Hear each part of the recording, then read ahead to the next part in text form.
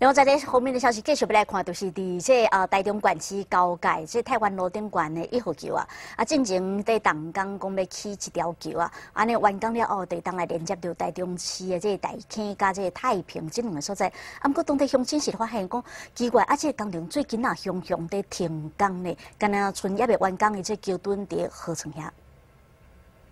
将摕着白布条啊，伫咧太平构筑1号桥的工地头前画抗议，伊认为这条原本伫咧9月底就要完成的西藏桥，现在停工，对当地交通啊甲观光效应影响真大。这个桥关系到我们太平市跟台中市的一个连接，因为你看，你现在那个4号道路已经要赶工，要联络我们这个太原路这外环道，那么这边的话，这个桥就是连接我们太平市。西藏桥规划连通太平甲台中市，唔乃使缩短两地交通，啊，佮伊当地监管设计，原定今年9月份来完工，第一期已经编列2亿预算，后来变更设计追加1亿。不过现在离完工期限无够几个月，所以就有看到桥墩搁伫河中，施工机具完全无伫叮当，居民认为唔那浪费公帑，麻烦老管制合并了后，台中关闭边缘化。啊，你桥都做一半了吼，啊，甲